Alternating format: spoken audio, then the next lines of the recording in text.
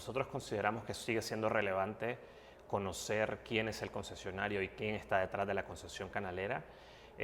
por varios motivos. La primera, y quizás la más importante, es que la ley, la concesión, que es mucho más amplia que una concesión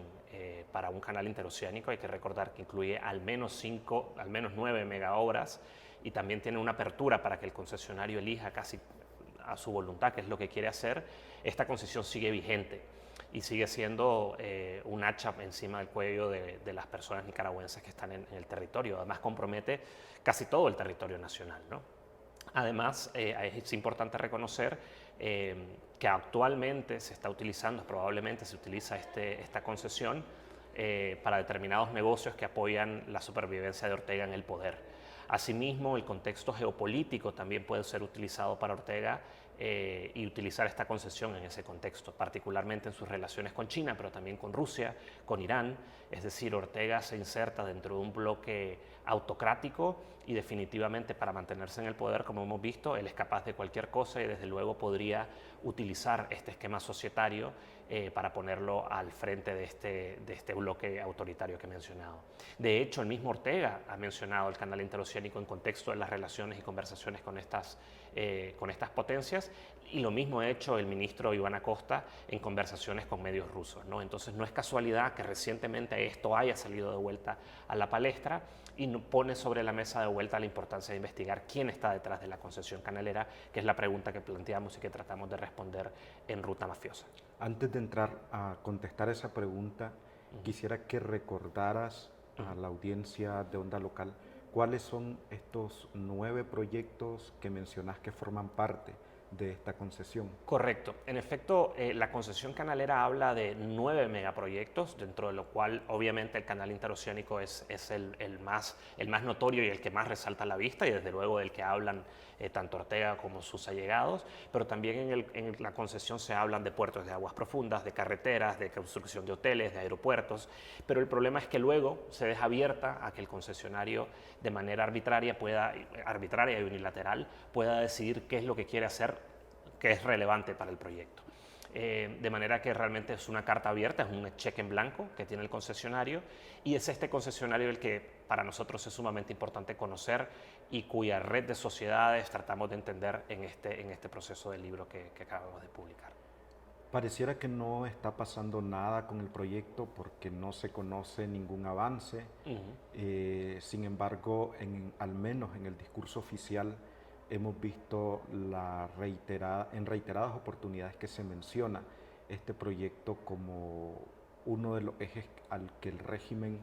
no pierde de vista. ¿A qué crees que se debe esto? Hay que reconocer que si bien es cierto el canal no ha avanzado, eso se debe en buena parte seguramente a la resistencia cívica que planteó el movimiento campesino en su momento, ayudada y apoyada por ambientalistas, académicos, defensores de derechos humanos y definitivamente las comunidades indígenas y afrodescendientes. Eso impidió que el canal o que el proyecto canalero avanzara en sus primeros años cuando tenía mayor empuje. Sin embargo, como decís, esto se sigue manteniendo, entre otras cosas, porque creemos que Ortega sigue utilizando la concesión para otros negocios y para otras posibles alianzas con terceras partes. De hecho, tenemos constancia de que hay determinados movimientos alrededor de la concesión. Por ejemplo, hay actores vinculados con la concesión que han construido restaurantes en el puerto Salvador Allende, que han constituido empresas de turismo. Recientemente uno de estos empresarios, Xuyan Bao, por cierto, ese es su nombre, ha manifestado que podría apoyar el proceso de la exportación del 100% de la carne nicaragüense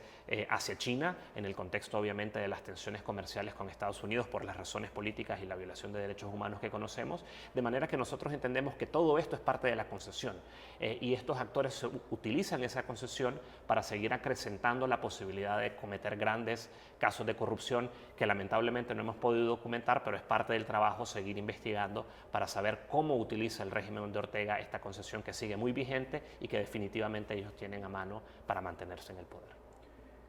¿Quiénes controlan la concesión a propósito de la pregunta del libro? Nosotros hicimos una investigación documental muy profunda para investigar cada una de las empresas que están vinculadas a la concesión. Es importante recordar que la opinión pública Ortega solo habló de 2 o 3 empresas, sin embargo nosotros descubrimos una red de 23 empresas en sociedades en Hong Kong, Islas Caimán, Shanghái, etcétera, etcétera. Países Bajos también tiene aproximadamente 7 sociedades. Y detrás de ella lo que hay es realmente una red corrupta, son sociedades de maletín, con capitales sociales, algunas de ellas de menos de $10. En casi todas ellas Wang Jing es el único accionista, aunque Iván Acosta aparece como uno de los directores de una de las empresas en Islas Caimán, de manera que vemos que él está claramente involucrado. Y definitivamente tras la caída de Wang Jing de la Bolsa de Valores de Shanghái y todas las sanciones a las que ha sido sujeto, cosas que abordamos también en el libro, ha quedado una nebulosa sobre qué ha pasado con la concesión canalera. Ha habido cambios en la estructura societaria que nosotros describimos, sin embargo queda mucha información por descubrir, particularmente de las empresas que están en Nicaragua, puesto que obviamente no podemos acceder al registro público ahora, pero sabemos que hay nuevas empresas vinculadas a la concesión establecidas en Nicaragua y sería sumamente importante poder detallar qué es lo que ocurre con esas empresas y cómo están utilizando la concesión. Lo que figura en el caso de la ley es la empresa HKND. Sin embargo, en lo que vemos en el libro o lo que ustedes investigaron, se evidencia que hay una red más allá de eso. Sí, ellos utilizan de manera genérica el nombre comercial HKND. Y HKND es el nombre de una de las empresas en Islas Caimán. Pero realmente la estructura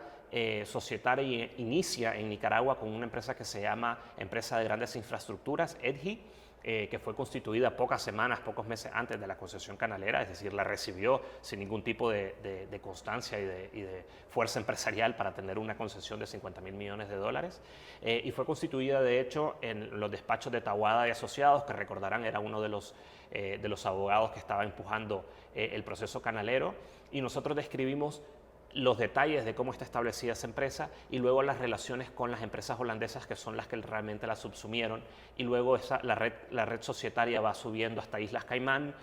Hong Kong, y luego, y esta parte es importante entenderla, en un momento dado Wang Jing transfiere todas las acciones de la matriz de la concesión canalera a la República Popular China, a Beijing. De esto el régimen no dio cuenta, el régimen simplemente hablaba de una empresa en Hong Kong, pero realmente la matriz de la concesión canalera se encuentra en la capital de la República Popular China, lo que obviamente alimenta las especulaciones respecto de qué tan cercano está esto al Partido Comunista Chino y al presidente Xi Jinping. Es decir, que la ley le permite hacer todo eso a Wang Jing, la ley 840. La ley 840 en efecto permite que el concesionario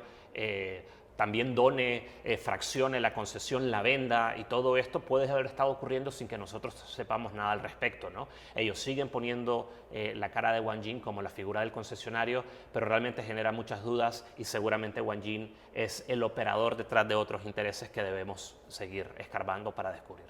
La forma en que se constituyeron estas empresas, incluso en tiempo récord y poco antes de que se aprobara la ley, Sí. Da la impresión de que fue algo premeditado. Sí, definitivamente una cosa que documentamos de manera bastante clara es lo que nosotros llamamos el concierto bien planificado entre las acciones que Ortega empujó en Nicaragua, incluso en la Asamblea Nacional, con la creación de empresas de maletín que recibirían luego la concesión. De hecho, nosotros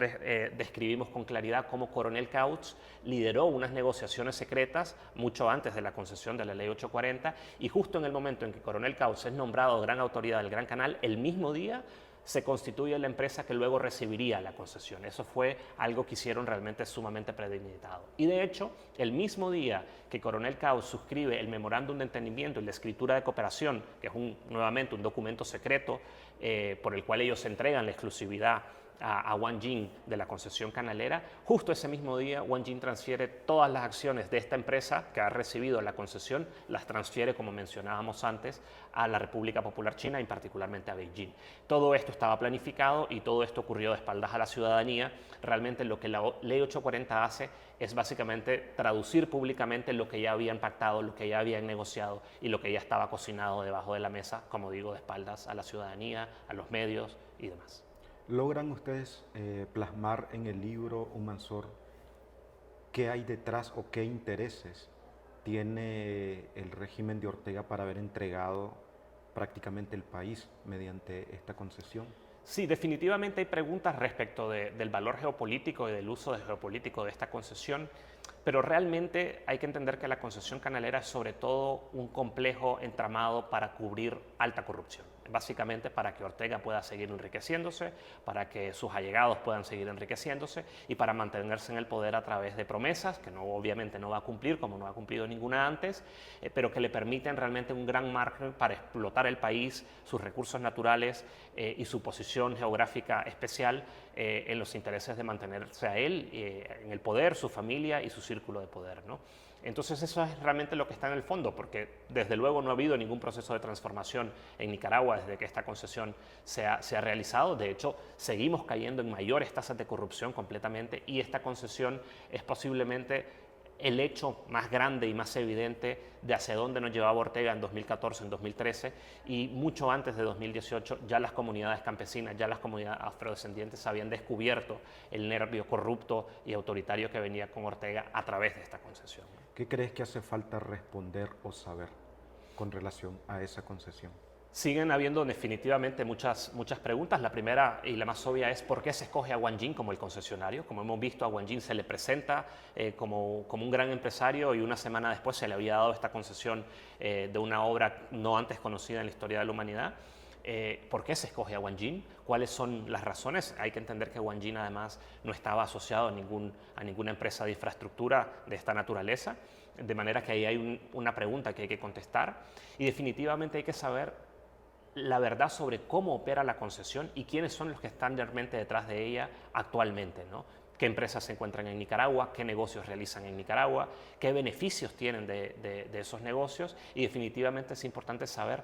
qué tanto le ha costado esto a los nicaragüenses y a las nicaragüenses en términos de flujos de capital, en flujos de inversión que se han ido realmente en las tuberías de este negocio corrupto. ¿Qué importancia tiene para ustedes haber publicado este libro 10 años después de esta concesión? Realmente es una cosa que nos genera mucha satisfacción, aparte del trabajo y de las muchas horas que Mónica y yo invertimos en analizar registros, traducir documentación en chino, neerlandés y demás. Realmente contamos con apoyo de mucha gente que no podemos mencionar, que nos apoyaron en este proceso de investigación. Muchas de estas personas acudieron a registros y se comprometieron a buscar información, incluso cuando era delicado hacerlo, y creo que es sumamente importante reconocerlo. Pero es para nosotros una forma también de hacer justicia y de reconocer, como decía antes, el trabajo de las comunidades campesinas, de los académicos y demás que se pusieron al frente de la oposición a la concesión canalera y nos permite al mismo tiempo seguir documentando, así como se está documentando las violaciones de derechos humanos y los crímenes que se han cometido contra la gente desde 2018, nos permite documentar los grandes entramados de corrupción y definitivamente esto va a quedar como un legado para que realmente respondan también por la corrupción a la que están sometiendo a Nicaragua, además de las violaciones de derechos humanos que bien se están siendo documentadas por los colectivos de derechos humanos.